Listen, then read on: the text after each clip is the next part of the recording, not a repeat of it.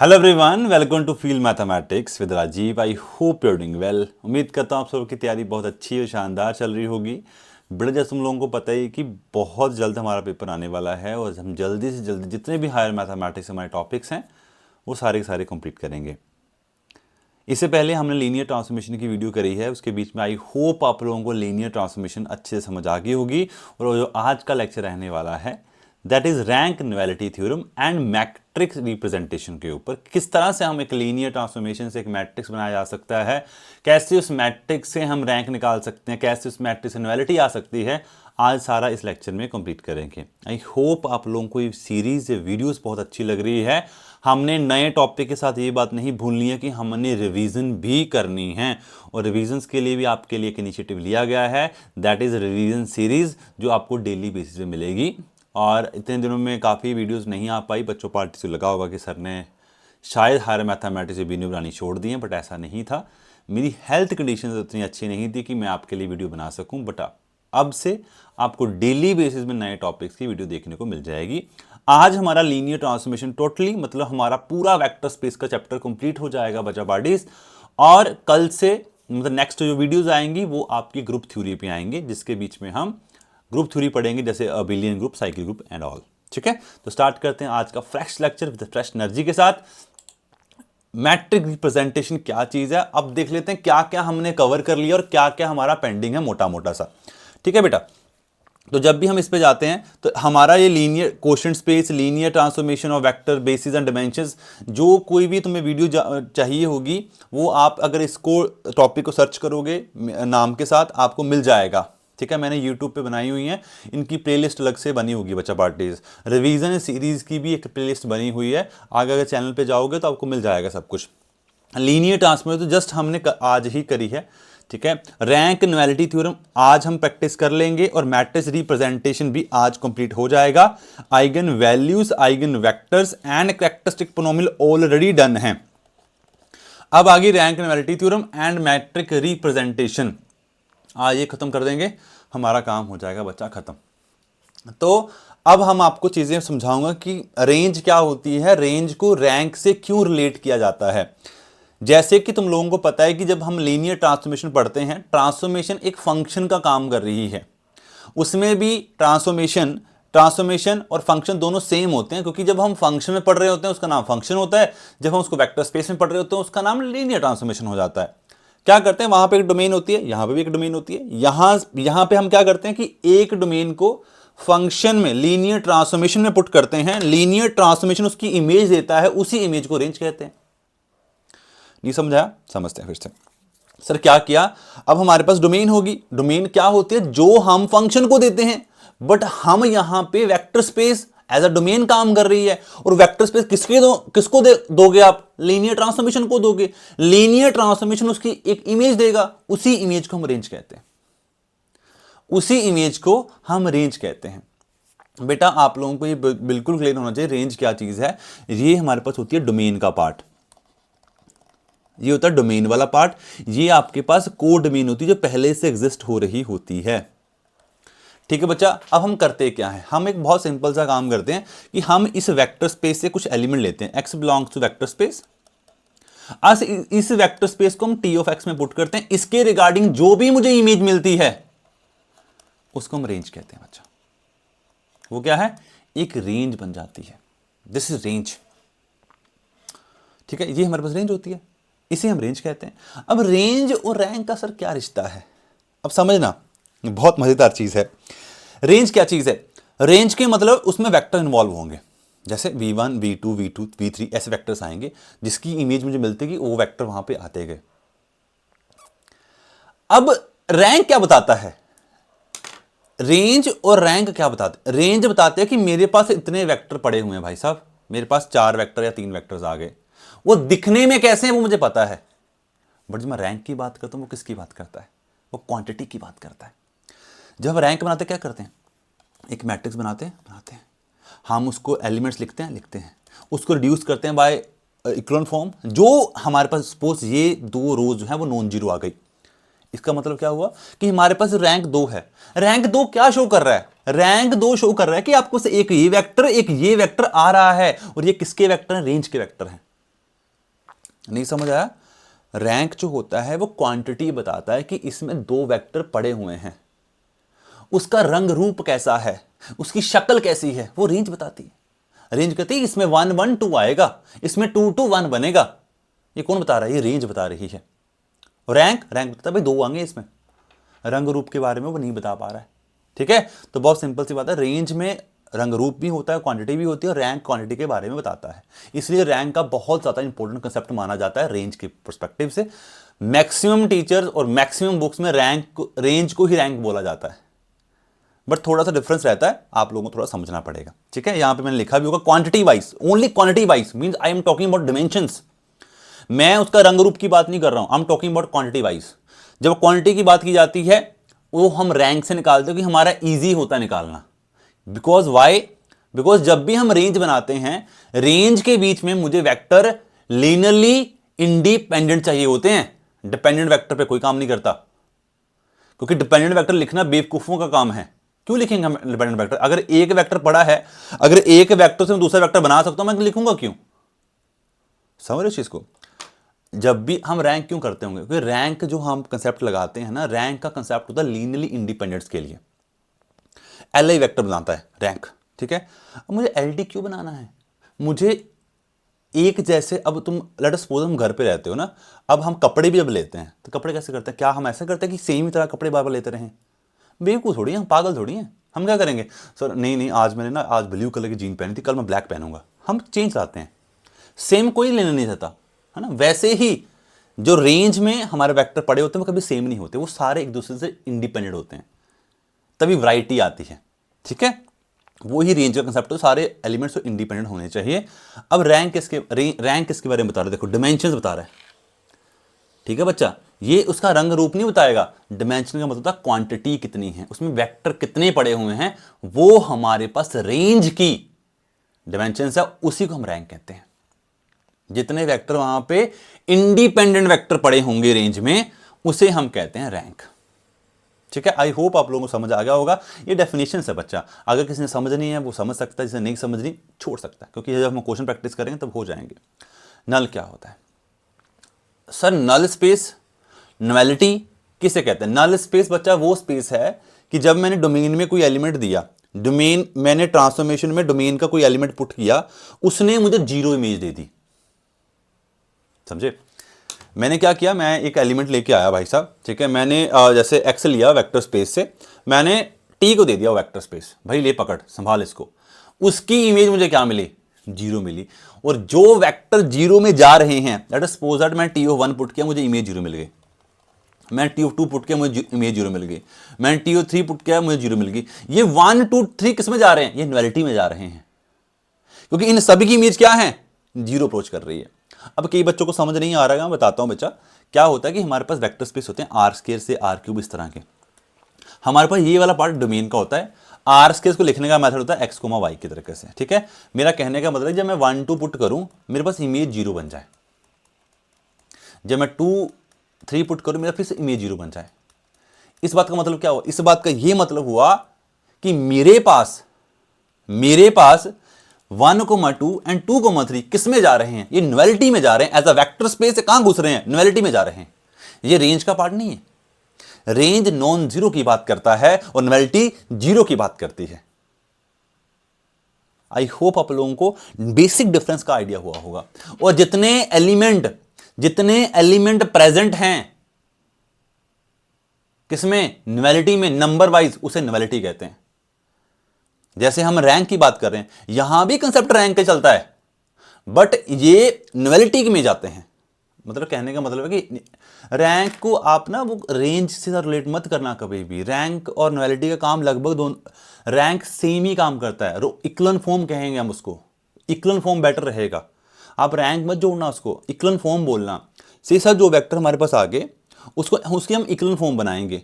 Equal form में जो vector बच गए हमारे पास, वो न्युअलिटी में चले जाएंगे। आप बेटा देखो बच्चा, मेरी बात सुनना, मैं क्या बोल रहा हूँ। मेरा कहने का मतलब ये है कि अगर मेरे पास ये 2 वेक्टर्स आ गए, अब ना बेटा इसकी ना ये बनाया जाता है 1 2 2 3।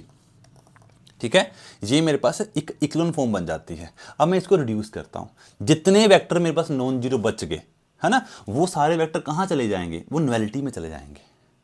ठीक है, क्योंकि ये सारे वेक्टर कहां से आए थे, ये वो थे जिनकी इमेज जीरो आ रही थी। पहले इमेज जीरो वाले वेक्टर पकड़ लिए हमने सारे के सारे, भाई तू इधर आ जा, फिर उन पे लगते हैं इक्विवेलेंट फॉर्म। इक्विवेलेंट फॉर्म से जो वेक्टर बच जाते हैं वो न्युअलिटी में जाएंगे एज अ क्वांटिटी वाइज। ये डिफरेंस होता है बेटा, समझे। मैंने फिर रिपीट कर रहा हूं, मैंने क्या किया, मैंने क्या बोला, मैंने बोला कि बेटा सबसे पहले ना वेक्टर निकाल लेते हैं, वो सारे वेक्टर हम कलेक्ट कर लेते हैं, उनका हम कलेक्शन बना लेते हैं जिनकी इमेज जीरो मिल रही है, ठीक है। फिर उन वेक्टर को उठा के हम एक मैट्रिक्स में रख देते हैं as a equivalent form. Equivalent form उसको रिड्यूस करती है, जितने वेक्टर बच जाते हैं वो न्युअलिटी के वेक्टर्स हैं, उसे नल स्पेस, उसे न्युअलिटी कहते हैं, ठीक है। आई होप आपको क्लियर हो गया होगा। अब सिल्वेस्टर लॉ क्या कहता है, अब ये लॉ तब तक समझ नहीं आएगा जब तक आपके माइंड में पिक्चर क्लियर नहीं होगी, और मैं सबसे पहला काम तुम्हें पिक्चर क्लियर करने का करूंगा। मुझे 1 मिनट दे दीजिए, अगर तुम्हें पिक्चर क्लियर होगी क्वेश्चन हम हवा में उड़ा देंगे सारे के सारे। मुझे 1 मिनट दो बस।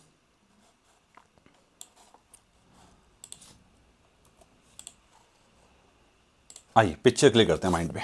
बेटा सबसे पहली बात तो आपको ये पता होना चाहिए, Patrick representation, range rank idea हो गया, वो क्लैरिटी हो गई, वो साइड कर दिए, फेंक दिए बाहर पे। अब बात आती है कि सर मैट्रिक रिप्रेजेंटेशन कैसे की जाती है किसी भी उससे।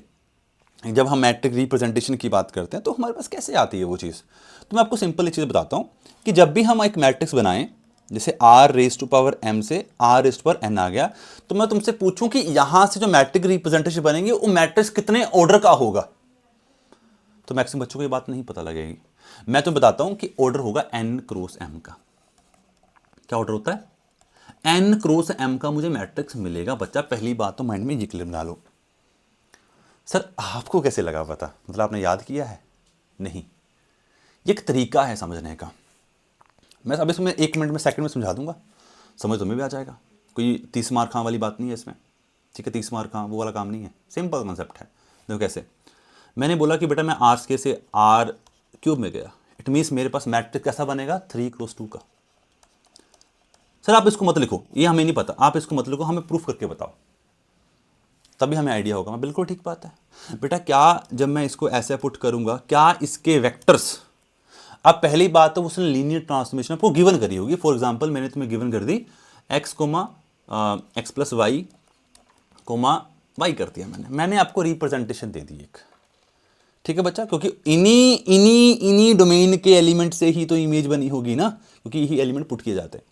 ये 3 क्यों आया, 3 इसलिए कि यहाँ पे r क्यूब था, इमेज में r क्यूब था, ठीक है। सर मैंने कोई एलिमेंट पुट कर दिया 1,2, इसकी इमेज कैसी आएगी सर, 1 आएगी, यहाँ पे 3 बनेगा, यहाँ पे फिर 2 बन गया। ये वेक्टर क्या बना, ये वेक्टर क्या है बेटा? मैं आपको एक चीज़ बताऊं, जब भी वेक्टर कोमास में लिखे जाते हैं उस बात का मतलब होता है कि ये मैट्रिक्स में जब भी लिखे जाएंगे ये हमेशा कॉलम फॉर्म में प्रेजेंट होंगे। अगर मैं 2,3 लिखूंगा तो ये मेरे पास बनेगा क्या, 2,3,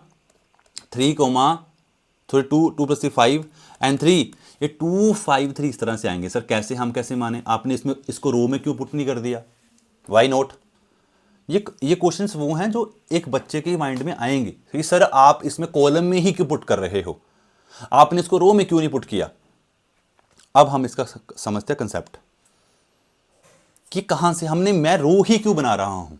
अब आ जाओ, कॉलम में ही क्यों उसको पुट करता हूं। बेटा एक बात अगर तुम्हें पता होगी, जब भी हम इसको एल आई या एल डी चेक करते हैं तो कैसे करते हैं, हम इनका लीनियर कॉम्बिनेशन बनाते हैं, है ना। क्या करते हैं, जैसे मेरे पास 2 वेक्टर्स थे, जैसे मैंने 1,3,2 प्लस b 1,2,3,5,3 ये 2 वेक्टर लिख लिए। कैसे मेरे पास कैसे मिलेंगे elements, a plus 2b, 3a plus 5b and 2a plus 3b, ये एलिमेंट मिल गए। क्या मैं इन एलिमेंट्स को ऐसा लिख दूं 1,2, 3,5 एंड 2,3 और यहां पे ए बी लिख दूं? सर लिख दो। क्या ये और ये चीज सेम है? सर बिल्कुल। कैसे? सर मल्टीप्लाई करना है एक बार, a प्लस 2b, हाँ जी बिल्कुल ठीक। फिर 3a प्लस 5b, हाँ सर बिल्कुल ठीक बात है, ये बिल्कुल ठीक बात बोली आपने, ये तो इसी में लिखा हुआ है। लिखा हुआ था क्या? नहीं लिखा होता। ये वेक्टर कैसे पढ़े हुए हैं, अब ये कैसे पढ़े हुए हैं, इनको तो रो में आना चाहिए था, कॉलम में क्यों आ गए?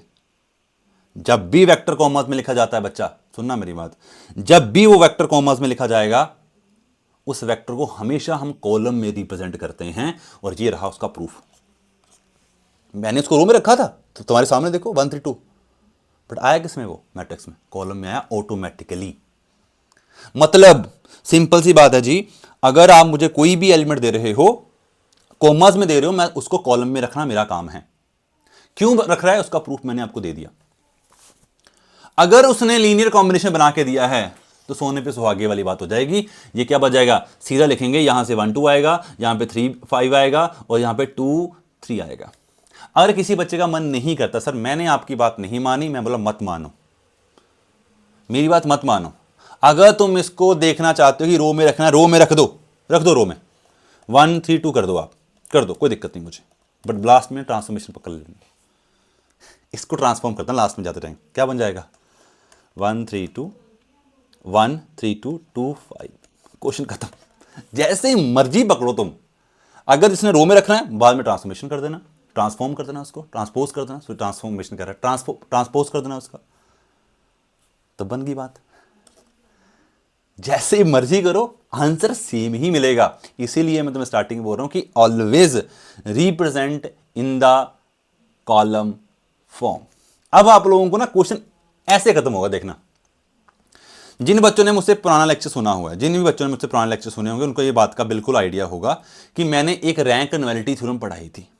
रैंक नॉवेलिटी थ्योरम कैसे काम करती है, रैंक प्लस नॉवेलिटी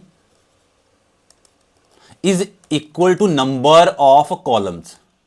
बस बात खत्म, बात खत्म। अब आ जाओ मैदान में इस थ्योरम पे। थ्योरम बहुत बड़ी बात बोल रही है, सिल्वेस्टर लॉ कहते हैं इसको। भाई साहब कहते हैं कि यार एक मेरे पास, सुनना मेरी बात, मेरे पास एक ट्रांसफॉर्मेशन है जो वी से वी वेक्टर में जा रही है, वी और वी डैश वेक्टर में जा रही है, टू वेक्टर स्पेसेस हैं ओवर द फील्ड एफ। हाँ मान लिया बात हमारी। एक लीनियर ट्रांसफॉर्मेशन है जो बी से बी डैश में जा रही है, हमें पता है। कहता बी कोई फाइनाइट डिमेंशनल है, ठीक है जी। अब कहता, सुनना मेरी बात, कहता जो रैंक, इसका जो रैंक आएगा ना, जो रैंक ऑफ टी होगा, rank of T plus nullity of T is equal to dimension of V. Dimension of V होगा। ये कह रहा है भाई वी डैश क्यों नहीं होगा, पहला क्वेश्चन माइंड में आना चाहिए। अगर नहीं आया तो गलत बात है, आना चाहिए। वी डैश क्यों नहीं होगा? सर आपने पीछे ना एक चीज बताई हमें। मैं क्या? आपने बताया कि हमारे पास कोई भी अगर आर स्क्वायर से आर क्यूब में हम जा रहे हैं तो हमारे पास जो मैट्रिक्स बनेगा ना, वो बनेगा 3 क्रॉस 2 का। मैं बोला तो मैंने यही था। मतलब जो रैंक टी आया प्लस नॉवेलिटी टी बना, वो किसके इक्वल होगा? सर नंबर ऑफ कॉलम, अभी पीछे आपने बताया तो नंबर ऑफ कॉलम क्या थी? 2 थी। मतलब हम यहां पे हमेशा डिमेंशन ऑफ वी की बात करते हैं, ना कि वी डैश की। वाई? बिकॉज हमारा मैट्रिक्स में जो कॉलम आती हैं वो वी की आती हैं, इसलिए बच्चा वो बनती है, और रो हमारी इमेज की होती है। तो ये है हमारा सिल्वेस्टर लॉ। अब आपको ये आइडिया होगा कि डिमेंशन हमेशा डोमेन की दिखनी है, रेंज की नहीं। ठीक है, रेंज तो अपने हिसाब से खुद ही आ जाएगी। अब ये काम आपका नहीं, मैं आपको कुछ चीज़ें और विजुअलाइजेशन करवाता हूं। ये कॉन्सेप्ट नए, वैसे कुछ इंपॉर्टेंट तो नहीं है, बट आपको अगर आते होंगे तो आपका थोड़ा सा कॉन्फिडेंस बूस्ट रहेगा। ठीक है, अब थोड़ा सा हम 1 1 एंड ऑन 2 के बारे में डिस्कस कर लेते हैं, फिर आपका काम खत्म हो जाएगा इस चीज़ में। ठीक है, मुझे 1 मिनट दोगे? मैं ना एक मिनट रिकॉर्डिंग चेक कर लेता हूँ, रिकॉर्डिंग हो रही है कि नहीं हो रही है। हाँ रिकॉर्डिंग हो रही है, बेहतरीन। चलो बच्चा स्टार्ट करते हैं। आप पहले मुझे बताओ कि 1 1 क्या चीज़ होती होगी। मतलब पहली बात मुझे 1 1 क्या चीज़ है? सर 1 1 का मतलब होता है कि एक एलिमेंट की एक इमेज आनी चाहिए, मतलब यूनिक इमेज आनी चाहिए। मैं कहा बात तो ठीक है। क्या कभी आर क्यूब कभी आर स्क्वायर पे 1 1 बना सकता है? सर कभी नहीं बना सकता। Sir Y? बिकॉज इसमें 3 एलिमेंट है, इसमें 2 एलिमेंट है, डेफिनेटली एक एलिमेंट की 2 इमेजेस आ रही होंगी। 2 एलिमेंट की एक इमेज पक्का आ रही होगी। यहाँ पे 3 एलिमेंट प्रेजेंट है, यहाँ पे 2 हैं, वो डेफिनेटली एक कोई ना कोई एलिमेंट उस पर जा रहा होगा। सर कैसे बता पा रहे हो आप? है ना, ये भी माइंड में हमेशा, ये चीज हमेशा बच्चा आपके माइंड में रहेगी ही रहेगी कि कैसे हो रहा है चीज। यहाँ पे कितने वेक्टर्स हैं? इन वेक्टर की इन वेक्टर के तीन वेक्टर्स हैं। Obviously R cube is a 3 dimensional vector space. इसकी इमेज कितनी बनेगी? इसकी इमेज दो ही मतलब वैसे तो तीन इमेजेस आएंगी, बट एक आर स्क्वायर वेक्टर स्पेस को बनाने के लिए मुझे कितने इमेजेस चाहिए? दो। हमने बेसिस एंड डायमेंशन में ये बात पढ़ी हुई है कि जब भी हम आर स्क्वायर की बात करते हैं, आर स्क्वायर में मुझे सिर्फ दो वेक्टर स्पेस देखने होते हैं, एक v1 एंड v2, वो दोनों एल होने चाहिए। तीन हमारे लिए कोई मतलब नहीं है, हमें इस दो पे काम करना होता है। इट मीन्स यहां पे दो पे काम चल जाएगा। और कहने का मतलब क्या हुआ कि अगर मेरे पास तीन वेक्टर यहां पे आ रहे हैं और यहां पे मेरे पास दो वेक्टर्स हैं, एक डेफिनेटली कोई ना कोई दूसरे मैप कर रहा होगा। ये बहुत सिंपल सी बात है, ठीक है। तो ये आई होप आपको समझ आया होगा। ये 1 1 कभी नहीं बना सकता। आर स्क्वायर से आर क्यूब में जाना 1 1 को शो करता है, ये पॉसिबिलिटी आ जाती है, बिकॉज यहां पे दो वेक्टर्स हैं, यहां पे तीन वेक्टर्स हैं। ये श्योरिटी है कि यहां पे दो वेक्टर की अलग अलग इमेज मिल जाए। यहां पॉसिबिलिटीज है, यहां पे पॉसिबिलिटीज भी नहीं है, यहां पे पॉसिबिलिटीज भी नहीं होती। ठीक है बच्चा पार्टी, ओके। चलो अब हम थोड़ा सा आगे चलते हैं, थोड़ा सा कंसेप्ट को आगे लेके चलते हैं कि अगर मेरे पास डिमेंशन दोनों की दोनों सेम हो जाती हैं, अगर मेरे पास डिमेंशंस दोनों की दोनों सेम हो जाती हैं, उन केस में हमारा वेक्टर स्पेस की लीनियर ट्रांसफॉर्मेशन किस तरह से वर्क करेगी? बेटा एक सिंपल सी बात है कि अगर हम सेम वेक्टर स्पेस से सेम वेक्टर स्पेस में जा रहे हैं, अगर T11 हो गया, अगर T11 हो गया तो ये ऑन टू भी हो जाएगा। वाई? बिकॉज अगर हर एक एलिमेंट की एक यूनिक इमेज मुझे मिलती जा रही है, जितने एलिमेंट V में हैं उतने ही दूसरे वाले V में भी हैं, हर एक एलिमेंट की अगर यूनिक इमेज मुझे मिलती जा रही है, तो ऑब्वियसली अगर 1 1 हो गया तो 1 2 भी हो जाएगा। ये बहुत बेसिक चीज है, ठीक है। बट क्या हम इस 1 1 को रिलेट कर सकते हैं सिंगुलरिटी के साथ? सिंगुलर हम नॉन सिंगुलर की बात कभी कर सकते हैं इसके बीच में? डेफिनेटली कर सकते हैं। बस सिंगुलर और नॉन सिंगुलर हमें पता डिटर्मिनेंट का केस बताता है। डिटर्मिनेंट के केस के लिए हमारे पास स्क्वायर मैट्रिक्स होना कंपलसरी हो जाता है। स्क्वायर मैट्रिक्स कब होगा? जब मेरे पास सेम ट्रांसफॉर्मेशन से, सेम वेक्टर स्पेस से सेम वेक्टर स्पेस पे हम जा रहे हैं। इस बात का मतलब क्या हुआ? To close to type. क्या बना? ये वेक्टर स्पेस बन गया, मैं टू क्लोज टू मैट्रिक्स बन गया मेरे पास।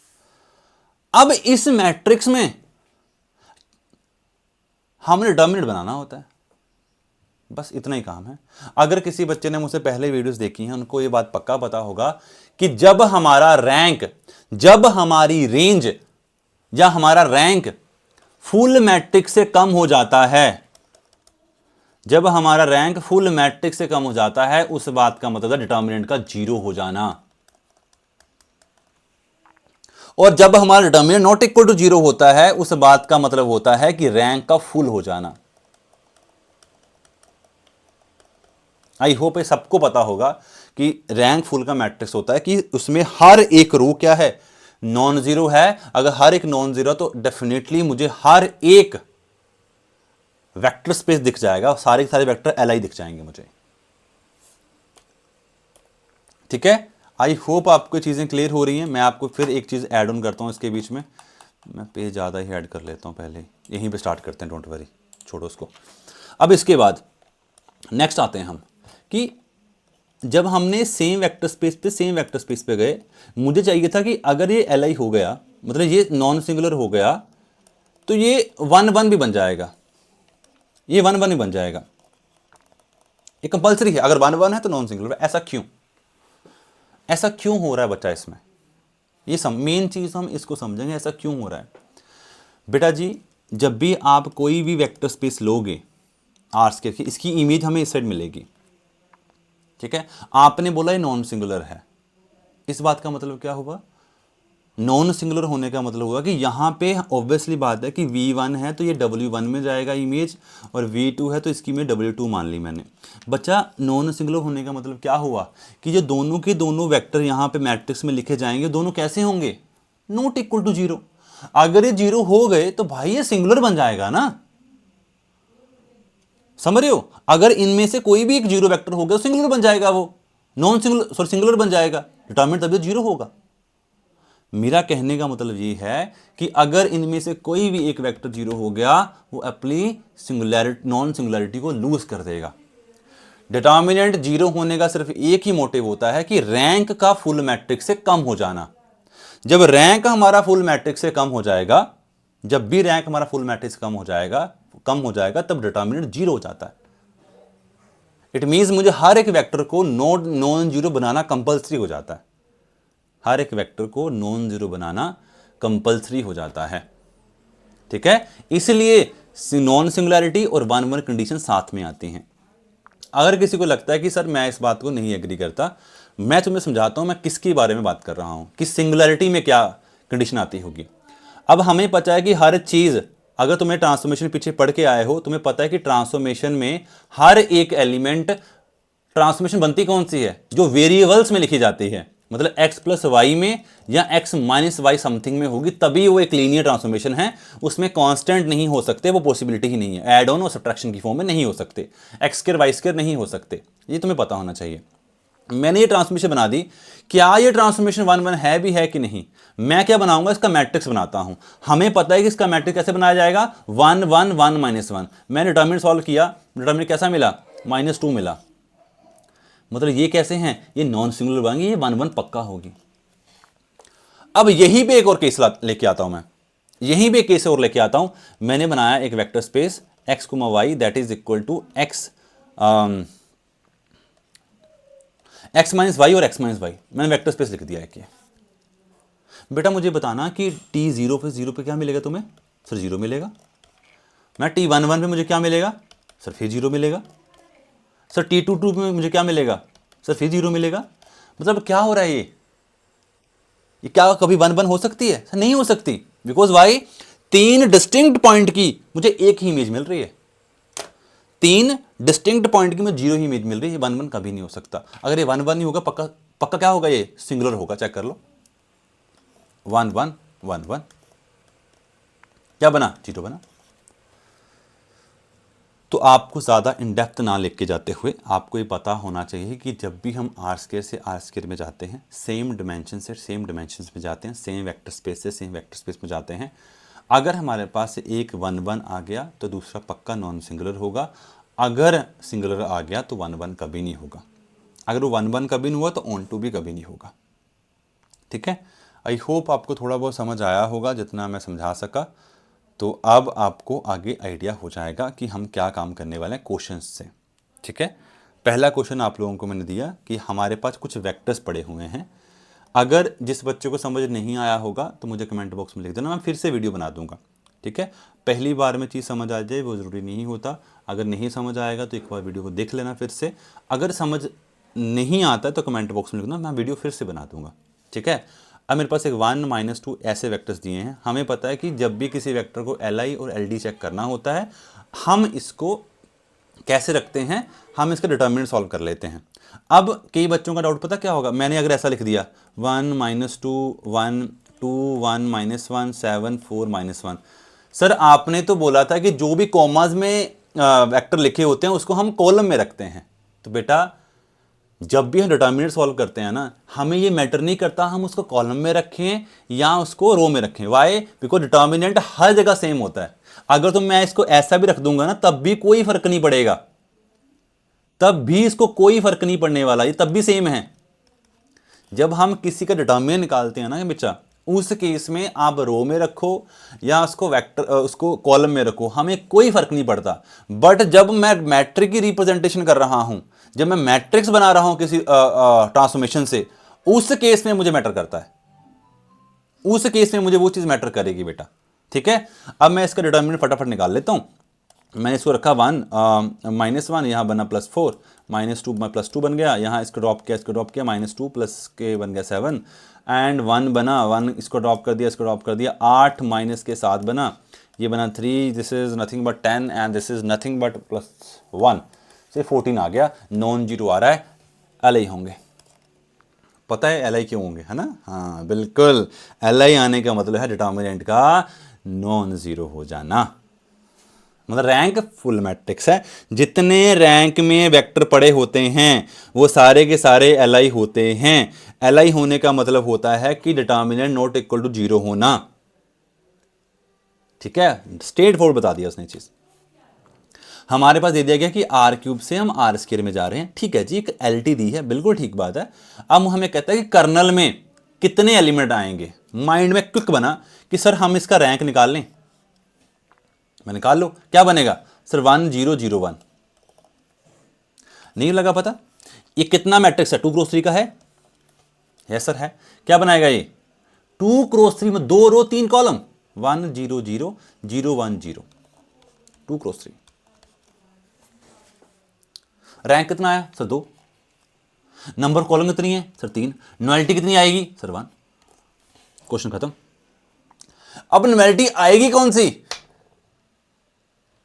अब न्युअलिटी कौन सी आएगी सर? ये पॉइंट हुआ ए का, ये पॉइंट हुआ बी का, न्युअलिटी आएगी लास्ट जो बच गया। जो बच गया वो न्युअलिटी है, सी। फिर दो किस में चले गए? 1,0,0 किस में चले गए? चले गए रेंज में। 0,1,0 किस में चले गया? रेंज में। बच क्या गया? 0,0,1 सर। ये किस में जाएगा? न्युअलिटी में। अगर नहीं लगा पता, अगर नहीं लगा पता, आपके लिए एक और चीज, जब भी आपको लीनियर ट्रांसफॉर्मेशन देखने को मिल जाए, आप एक सिंपल सा काम कीजिए। क्या? इसको सीधा इक्वल टू 0 पुट कर दीजिए, सीधा इक्वल टू 0। बेनिफिट बताता हूं ना। a comma B is equal to 0, A B 0 और बी भी 0। मेरे पास वेक्टर है कैसा? a comma B comma C. ये वेक्टर है कैसा? a comma B comma C. a 0 b 0, बच क्या गया? c। ये किसका वेक्टर है? ये न्युअलिटी का वेक्टर है, जो कर्नल का वेक्टर है। इसे कर्नल भी कहते हैं, न्युअलिटी भी कहते हैं। इतना आसान बच्चा, जैसे मर्जी करो। रैंक से जाना बच्चा, रैंक से जाओ। इक्वल टू 0 पुट करना, इक्वल टू 0 पुट करो। आपका आंसर कभी भी गलत नहीं हो सकता। अब जैसे ये क्वेश्चन है, सबसे पहले बनाया कि सर 2 से 3 में जा रहे हैं। यहां V2 का मतलब होता है वेक्टर, मतलब जिसके डिमेंशंस 2 हैं। V2 से V3 में जा रहे हैं, मतलब 3x2 का मैट्रिक्स बनेगा। पहली बात तो सर क्या फटाफट बना दें? जरूरत नहीं है, थोड़ा आराम से बनाओ, जल्दबाजी की जरूरत नहीं है। सर इक्वल टू 0 पुट कर दें? कर दो। TAB को इक्वल टू हमने 0 पुट कर दिया। ये बना a प्लस बी, ये बना a माइनस बी, ये बना b इज इक्वल टू 0, 0,0। इस तरह से लिखा जाता है। ठीक है बच्चा? इस बात का मतलब हुआ b इक्वल टू 0। ये क्या है? a minus B is equal to 0। a किसके इक्वल आया? b के, और b क्या है? 0, तो a भी क्या होगा? 0। सर a भी 0 और b भी 0। सर ये वेक्टर कितने थे? 2। दोनों न्युअलिटी में 0 0 आ रहे हैं, मतलब न्युअलिटी में कोई भी एलिमेंट नहीं जाएगा 0 के अलावा। सर रैंक कितना होगा? रैंक 2 होगा बच्चा। नंबर ऑफ कॉलम कितनी है? 2। न्युअलिटी में कुछ आया ही नहीं, बच्चा कितना गया? रेंज में 2 के 2। पूछा क्या? न्युअलिटी 0। सर समझ नहीं आया, मजा नहीं आया, नहीं आया, मजा नहीं आया। बनाओ इसका मैट्रिक्स फिर। सर ये क्या बनेगा? 1 1। ये क्या बनेगा? 1 -1। ये क्या बनेगा? 0 1। बताया था मैं लीनियर कॉम्बिनेशन वाला, बोलना नहीं। ठीक है? यहां पे ए भी लिख दो, अगर ज्यादा अच्छा और अच्छा समझना चाहते हो लिख दो। सोल्व करना एक बार। Sir by equal form 1 1 minus किया 0, यहां बना माइनस के 2, यहां बना 0, यहां बना 1, फिर इसको 2 से मल्टीप्लाई करके ऐड किया, मुझे क्या मिला? सर मुझे मिला 1 1 0 -2 0 0। रैंक कितना आ गया सर? 2 आ गया। Rank plus nullity is equal to number of column होती हैं, नंबर ऑफ कॉलम होती हैं, कॉलम 3x2 में 2 होती हैं। रैंक 2 आ गया, न्युअलिटी कितनी होगी? 0। यही तो बताया था हमने, ये तो हमने पहले भी डिस्कस किया है ना। जैसे मर्जी कर लो। अगर न्युअलिटी में कोई भी नॉन जीरो एलिमेंट आ जाता तो न्युअलिटी एग्जिस्ट कर जाती, बट दोनों के दोनों 0 आए, बट न्युअलिटी में 0 ही है, उसके अलावा कुछ नहीं है। आई होप क्लैरिटी माइंड में बनी होगी। ठीक है? धीरे धीरे बन जाएगी, नहीं बनी है तो। अब इस क्वेश्चन को इक्वल टू 0 मत पुट करना, बिकॉज वाई इक्वेशन ज्यादा है ना। इक्वेशन ज्यादा है, हमें थोड़ी दिक्कत हो सकती है। इक्वेशन बहुत ज्यादा हो ना तो दिक्कत होती है। जब इक्वेशन तुम्हें ज्यादा दिख जाए तो मैट्रिक्स बना के उसका इक्वल फॉर्म से रैंक निकालिए। ठीक है? जब इक्वेशंस कम हो तो इक्वल टू 0 पुट कर दीजिए। ठीक है? यहां भी इक्वेशन 3 है, बनाइए मैट्रिक्स। सर ये तो लिखा है पूरा का पूरा एलिमेंट 1 -1 2 2 1 0 -1 -2 2। ये बन गया मेरे पास मैट्रिक्स। एक्यूरेट मैट्रिक्स है ये। सिंपल तरीका बता दिया मैंने आपको। कोई नहीं बोला कि आप 1 1 0 0 पुट कीजिए, 0 1 0 पुट कीजिए, 0 0 1 पुट कीजिए। नहीं, स्ट्रेट फॉरवर्ड जाना। हमने टाइम पास नहीं करना। मैं आपको टाइम पास करना नहीं सिखा रहा हूं। स्ट्रेट फॉरवर्ड जो पेपर में करेंगे वही हम यहां पे इंप्लीमेंट कर रहे हैं। आप इसका रैंक निकालिए। कैसे निकालोगे फटाफट? सर यहाँ पे 1 किया, यहाँ पे -1 किया, 2 किया, इसको 2 से मल्टीप्लाई करके माइनस किया, 2 से मल्टीप्लाई करके माइनस किया, 2 से मल्टीप्लाई करके माइनस किया। ठीक है, एक बार रुको ना, 2 से मल्टीप्लाई माइनस किया, 2 से मल्टीप्लाई किया माइनस किया, यहाँ +3 आएगा। हाँ ठीक है, इस दोनों को ऐड कर दिया, इन दोनों को ऐड कर दिया तो ये बनेगा मेरे पास -3, इन दोनों को ऐड कर दिया, ये बन जाएगा मेरे पास 4। यस सुनो, अगर मुझसे गलती कोई हो गई है तो देख लेना, मैंने अपनी तरफ से कोई गलती तो नहीं की है। इन दोनों को हमने ऐड कर दिया, वो 0 बन गए, इन दोनों को हमने ऐड कर, दोनों माइनस के ही थे, माइनस की थे, यहाँ पे बना माइनस के थे, दोनों ऐड कर दिए। अब ये वाला इन दोनों को फिर ऐड कर दिया, ये मेरे पास क्या बना, ये मेरे 1 -1 2 0 3 -2 0 0 एंड 2, मेरे भाई ये बना। कितने कितने रो बनी नॉन ज़ीरो? 3 बनी। मतलब मेरे पास जो रैंक कितना बना, रैंक 3 बना। मैं एक बार फिर से वेरीफाई कर लेता हूँ, मैं एक डिटर्मिनेंट निकाल लेता हूँ। डिटर्मिनेंट अगर नॉट इक्वल 0 आ गया तो मेरा कंफर्म हो जाएगा कि रैंक 3 ही आएगा। ठीक है, ये बना 2 +1 4 +2, ये बना -4 और +1। ठीक है, 2 4। हाँ बेटा, कुछ ना कुछ गड़बड़ी हमसे हो गई है, क्योंकि रैंक तो इसका बन रहा है, डिटर्मिनेंट 0 बन रहा है। कुछ हमने गलती कर दी है, देखो कहाँ गलती की है हमने, देखो एक बार। प्लस के थे 2, अच्छा जी, गलती तो हुई है ना बच्चा, हमने 2 से मल्टीप्लाई किया था इसको, इस बेचारे को किया ही नहीं। यहाँ पे 4 आएगा। ठीक है, यहाँ पे 4 आया, यहाँ पे भी 0 बना, फिर दोनों को ऐड कर दिया ना हमने, इन दोनों को ऐड कर दिया बाद में, तो ये 0 0 बन गए। ठीक है, रैंक कितना बना? 2 बना। सर नंबर ऑफ कॉलम कितनी थी? 3, तो 2 rank equal to column +1, 2 rank आएगी, एक इनवैलिटी आएगी, 2 रैंक एक इनवैलिटी, 2 रैंक एक इनवैलिटी। ये लो, बहुत आसान, बहुत आसान, बच्चों की तरह क्वेश्चन। क्या करें इस तरह इसका बताइए? जिसका मन आए वैसे कीजिए, इक्वल टू 0 पुट करना, इक्वल टू 0 पुट कीजिए, मैट्रिक्स बना, मैट्रिक्स बनाइए। कैसे बनेगा सर मैट्रिक्स? बनाइए, यहाँ पे मैट्रिक्स सबसे पहले बनेगा कितने ऑर्डर का, पहले वो पता होना चाहिए।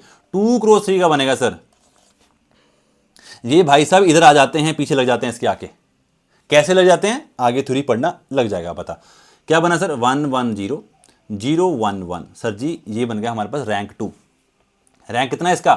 2 है, सॉल्व करने की जरूरत ही नहीं है, रैंक 2 बच गया। नंबर ऑफ कॉलम कितनी थी? सर नंबर ऑफ कॉलम तो हमारे पास 3 है, तो न्यूअलिटी कितनी होगी? 1। क्वेश्चन खत्म। सेकंड से पहले क्वेश्चन खत्म हो जाता है बेटा। अगर कोई बच्चा कहता सर मैं इक्वल टू 0 पुट करना चाहता हूँ, मैं कीजिए ना बच्चा, Tx, y, z is equal to 0, मतलब x plus Y is equal to और y plus Z is equal to 0। Sir ठीक है, x plus Y is equal to 0 और y plus Z is equal to 0, मतलब y is equal to -x and z is equal to -y, मतलब y is equal to -x and z is equal to x। मेरे पास vector था कैसा देखने में? x, y, z। x क्या है? x। y क्या है? -x। z क्या है? x। x कॉमन लिया तो क्या बचा मेरे पास? 1, -1, 1। ये क्या है? इनवैलिटी का वेक्टर है। ये क्या है? नलिटी का वेक्टर। एक ही आया, वो एक ही आंसर है। ठीक है, तो ये होता है हमारा क्वोशिएंट स्पेस का क्वेश्चन। इसे कहते हैं क्वोशिएंट स्पेस का part, that is dimension of V. कभी क्वोशिएंट स्पेस ऐसे आ जाए तो ऐसे लिखा जाता है, dimension of V minus dimension of M is equal to are.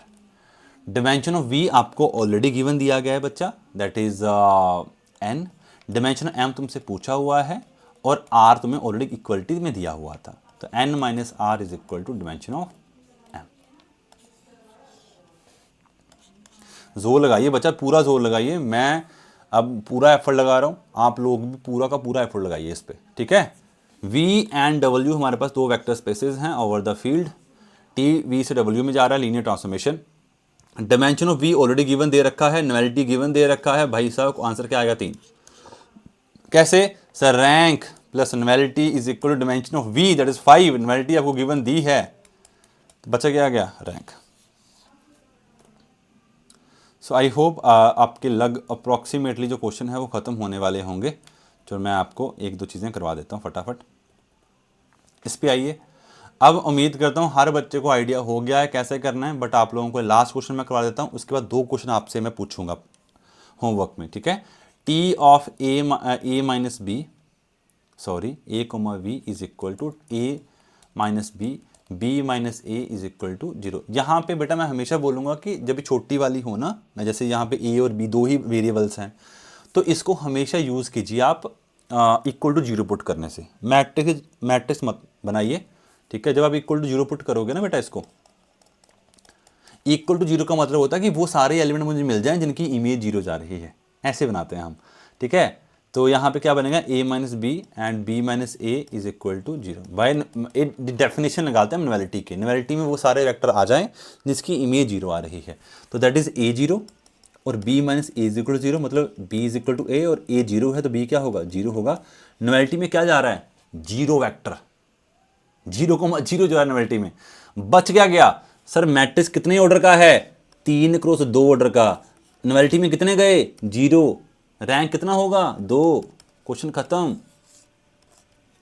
अगर किसी को विश्वास नहीं है उन बच्चों के लिए मैट्रिक्स 1 -1 -1 1 एंड -1 0 कीजिए सॉल्व इसको एक बार। 1 -1 ऐड किया ये बना एक वेक्टर, 2 वेक्टर नॉन जीरो मिल गए, दो वेक्टर नॉन जीरो का मतलब क्या हुआ, इसका रैंक 2 है, इसकी रेंज में 2 वेक्टर्स हैं, ठीक है। ये क्वेश्चन आपके लिए होमवर्क, बच्चा प्लीज इसको ट्राई करना, होमवर्क क्वेश्चन फॉर यू बच्चा पार्टीज, ठीक है।